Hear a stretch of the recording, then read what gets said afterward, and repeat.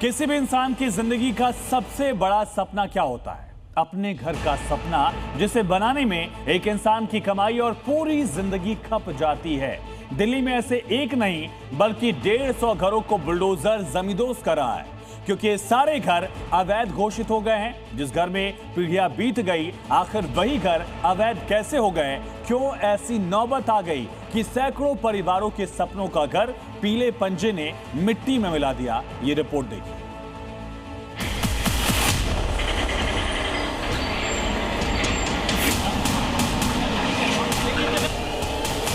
ये शालीमार बाग का शालीमार गांव है और ये बुलडोजर ने अपना काम शुरू कर दिया।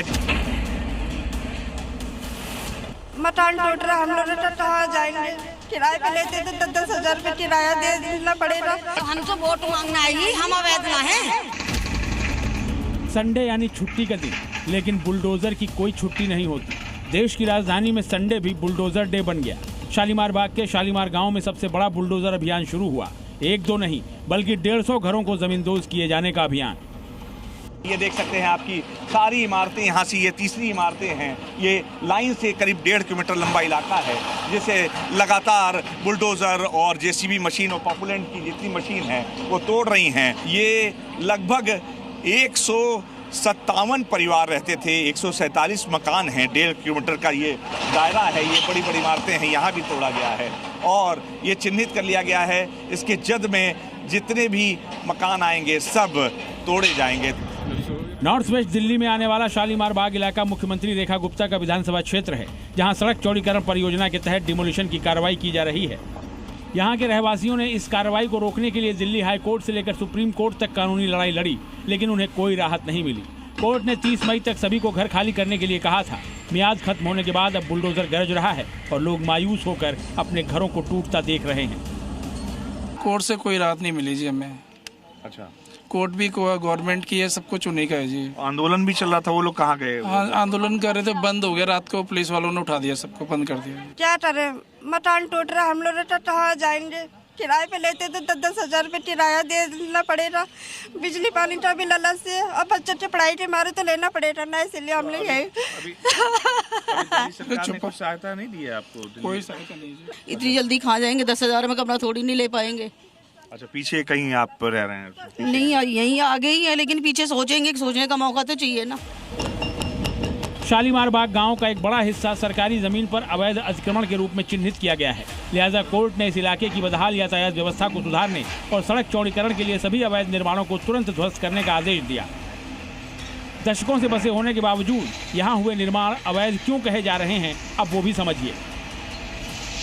जिस जमीन पर ये निर्माण किए गए हैं वो 1980 में ही सरकार द्वारा अधिग्रहित कर ली गई थी। अधिग्रहण के दौरान उस समय के मूल मालिकों को मुआवजा भी दे दिया गया था। बावजूद इसके कई मकान और दुकानों का निर्माण सड़क की तय सीमा के भीतर किया गया।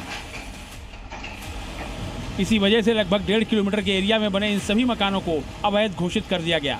ये सभी मकान सड़क चौड़ीकरण प्रोजेक्ट में बाधा बन रहे थे और जाम की वजह बन रहे थे।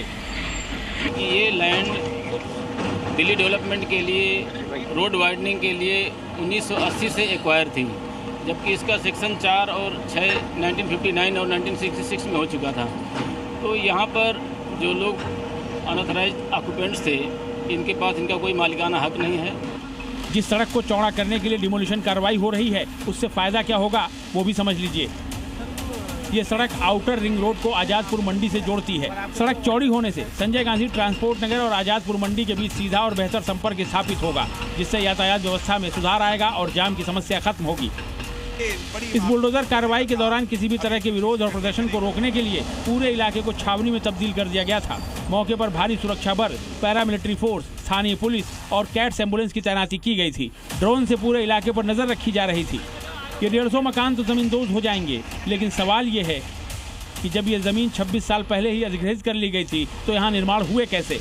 जब सरकार की अधिग्रहित जमीन पर निर्माण हो रहे थे तो उस समय क्यों नहीं रोका गया? किन अफसरों और अधिकारियों की मिलीभगत से यहाँ निर्माण की इजाजत दी गई? इन सवालों के जवाब तलाशा जाना भी बेहद जरूरी है, वरना ऐसी ही किसी जमीन पर फिर से अवैध निर्माण होंगे और फिर बुलडोजर चलाकर उस जगह पर बसे लोगों को बेघर करना पड़ेगा। अनुराग मिश्रा, जी मीडिया, दिल्ली।